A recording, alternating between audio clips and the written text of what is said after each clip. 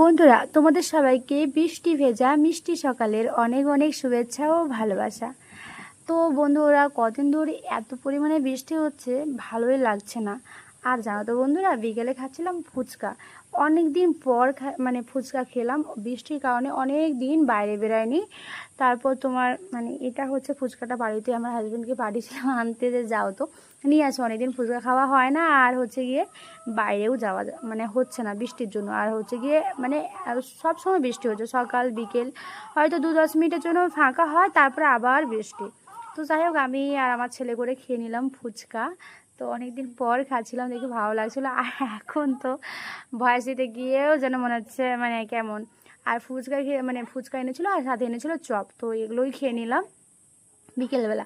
আর রাত্রিবেলা জানো তো বন্ধুরা, আর কিছু হচ্ছে গিয়ে কি করেছিলাম দেখো, মাংস এনেছিল, যে মুড়ি খাচ্ছিলাম, তাই মুড়ি আর মাংস খাচ্ছিলাম রাতে, বুঝছো। মুড়ি মাংস খেতে কার কার ভালো লাগে একটু জানাবে। তো আমার কিন্তু খুবই ভালো লাগে। আর দুপুরে রান্না করেছিলাম মাগুর মাছ, ওই মাগুর মাছটাই ছিল বেঁচে, তো ওইটা আর মাংস নিয়ে বসে গেছি মুড়ি খেতে। তো আজকের ভিডিওটা এখানেই শেষ, টাটা।